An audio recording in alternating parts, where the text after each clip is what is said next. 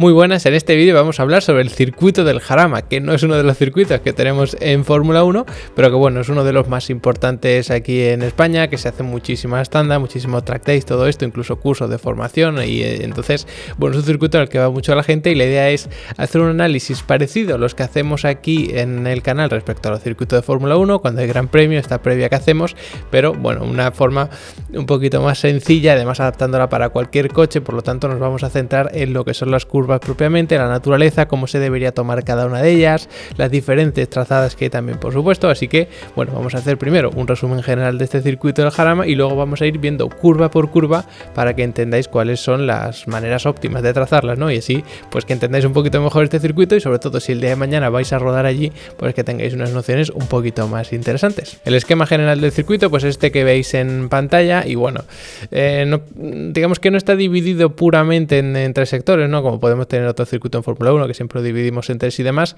pero sí que tenemos zonas de curvas muy interesantes. La primera zona de curva, pues podríamos decir que es la zona de la curva 1 y la curva 2, pero bueno, la curva 1 es completamente a fondo, no tiene mucha más historia, pero sí que luego nos encontramos con la curva 2 que es bastante de horquilla. Luego vamos a entrar en cada una de ellas. Luego tenemos otra zona de enlazadas que sería desde la 3 hasta la 6, estas cuatro curvas que además son a un lado y otro, al lado y otro, y empezamos con mucha velocidad, luego dos de poca velocidad y luego salimos con mucha velocidad. Y este tipo de curvas pues son muy interesantes porque además lo combinamos con algunas frenadas en apoyo, lo combinamos con curva de doble radio que vamos a ir viendo, entonces son muy interesantes.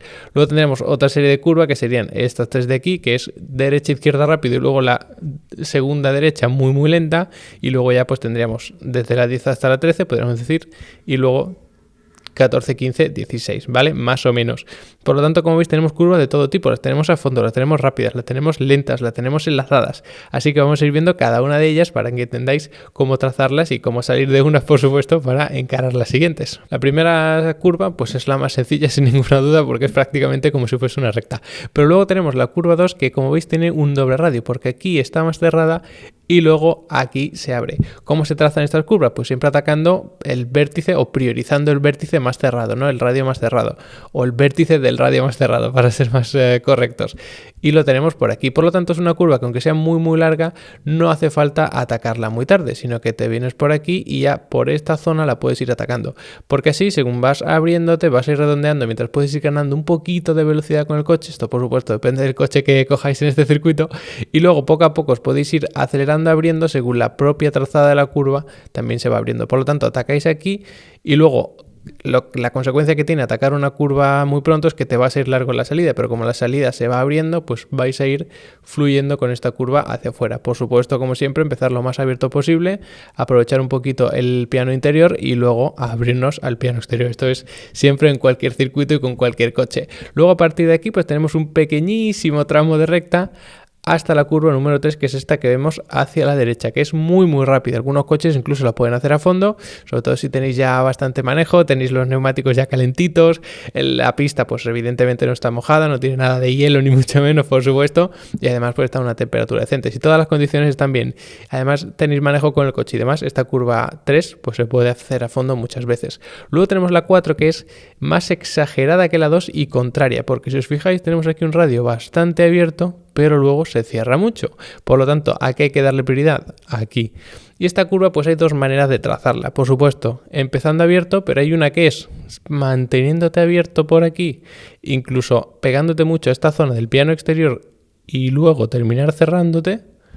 O lo que puedes hacer incluso es atacarla pronto, abrirte, porque sigues yendo con bastante velocidad, pues sigues perdiendo velocidad mientras te abres y luego vuelves a cerrarte. Por lo tanto, tendríamos una trazada atacando vértice aquí y luego aquí, abriéndote por esta zona, y la segunda, o bueno, la primera que os he explicado, que sería venirte abierto hasta aquí y luego ir redondeándolo. Esta sería más redondeada y la otra sería pues como más pico, no más forma de V, es decir, vendrías aquí y harías así. Por lo tanto, aquí tendrías un giro a lo mejor un poquito más brusco del que tendrías por aquí.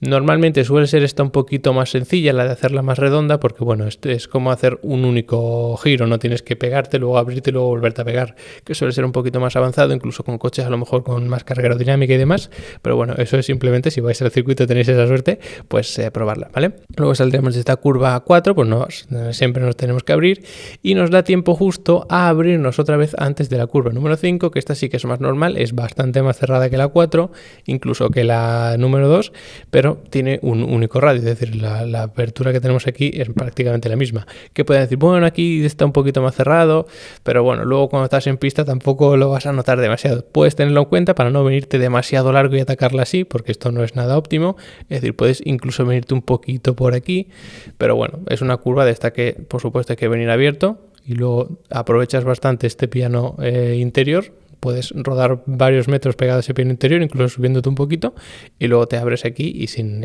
más, vale, una curva un poquito más normal. Luego saldríamos de ella, nos abrimos aquí hasta la curva número 6, que aquí sí queda bastante tiempo, y esta curva 6, pues igual que la 3, como veis, una naturaleza bastante parecida, se podría hacer a fondo incluso dependiendo del coche, y que bueno, pues empiezas abierto, luego puedes levantar un poquito el acelerador si no te encuentras con confianza, te vienes a este piano y luego te abres. Muy importante, tanto la curva 3 como la curva 6, que es, bueno, el consejo número 1 para todo aquel que va por primera vez al circuito, que no tiene mucha experiencia, es no atacar muy pronto las curvas. De hecho, digamos que instintivamente tendemos siempre a tirarnos muy pronto hacia las curvas y eso es lo que más tiempo nos hace perder. Esta curva 6, por ejemplo, que la podrías hacer a fondo, si tú en vez de venirte por aquí y atacarla por aquí tarde, si tú directamente te vienes aquí, probablemente te vengas largo y ya sí tenga que levantar porque no te da luego el giro volante para meter el coche en la pista. Así que en este tipo de curvas siempre más bien tarde, porque además vais a tener bastante más tiempo para corregir y no os vais a dar la sorpresa, ¿no? Que si le atacáis muy pronto vais a ver que el coche se va largo, tenéis que frenar aquí y evidentemente si frenas en la salida de la curva pues está perdido. Esta curva 6, pues a lo mejor hay que dar un toque de freno en función del coche que llevéis, pues sí, vale, pero bueno, no es una de las curvas a lo mejor más complicadas que tiene este circuito.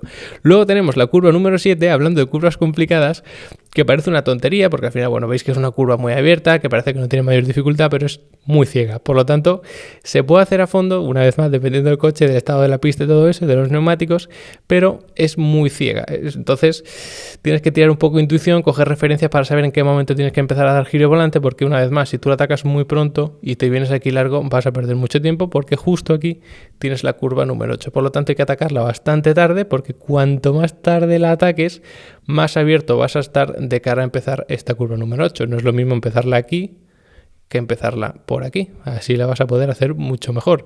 ¿Y por qué? Porque además luego nos encontramos con la curva número 9. Si tú atacaste pronto por aquí la 7, te vas a venir aquí demasiado cerrado para encarar la curva número 8, por lo tanto vas a salir de aquí también demasiado hacia afuera y aquí te vas a encontrar con la curva 9, que no solo es hacia el otro lado, sino que además hace una doble curva, es decir, primero se enrosca hacia aquí porque seguimos en la curva 8 y luego ya se enrosca hacia la derecha. Aquí la idea es frenar en línea recta, eso siempre también, sobre todo para los que seáis más nuevos en circuito, frenar siempre lo más en línea recta posible, no girando el volante porque entonces es más fácil perder el control del coche, la frenada es menos eficiente, todo eso, ¿vale? Por lo tanto, entre la curva 8 y la 9 siempre en línea recta. Si tenéis que frenar así, pues así. Lo importante es no frenar así girando, porque entonces estáis perdidos. Si evidentemente has podido empezar la curva 8 por aquí y puedes frenar así, pues mucho mejor, porque vas a estar en esta posición mucho más abierto para encarar la curva número 9. Luego esta curva 9, pues como veis una horquilla bastante larga, perdón, se me ha ido bastante el puntero. Luego tenéis que redondearla mucho y aquí donde está la clave, en cuando acelero.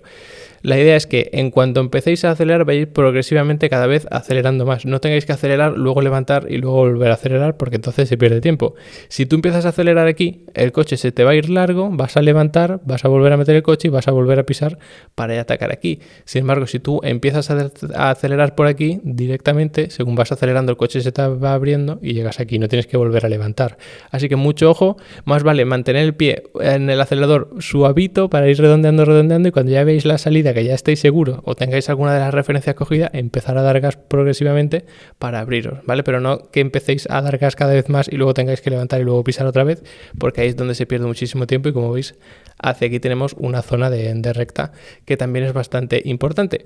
Luego, pues nos encontraríamos con las curvas, bueno, la 10, que no es muy complicada a lo mejor, pero te prepara para la siguiente zona de curvas que es bastante revirada. Entonces, bueno, esta curva 10 pues también se ataca muy tarde. Estas curvas que son, sobre todo las que son muy rápidas, pues todavía más tarde. De hecho, creo que por aquí podéis apreciar las marcas de lo tarde que se ataca la curva. Es decir, no te vienes a atacarla aquí, a pegarte al piano interior aquí, sino bastante más atrás. Cuanto más atrás, pues evidentemente vas abierto, vas a estar de cara a la 11 y luego aquí vas a poder frenar en línea recta. Porque aquí pasa exactamente igual que vimos antes, entre la 8 y la 9. Si tú frenas en línea recta hacia aquí, pues fíjate dónde empieza la curva 12. Si tú frenas en línea recta hacia aquí, la vas a empezar mucho más abierto, por lo tanto vas a tener un radio bastante más abierto, ¿vale? Por lo tanto, salimos lo más a la izquierda posible después de la 10 para encarar la 11 y frenar aquí en línea recta y luego pues redondeamos como siempre y nos abrimos, ¿vale? No la ataquéis tan pronto y os vengáis aquí, sino que redondeamos por el interior y luego nos abrimos, ¿vale?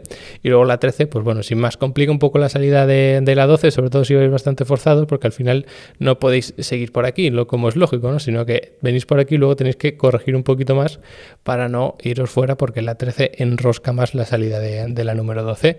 Y ya por último, después de esta curva 13, tendríamos las curvas 14, 15 y 16, que bueno, para poner un poquito en contexto, aquí está la 13, ¿vale? Por ahí atrás es donde estaba la curva número 12.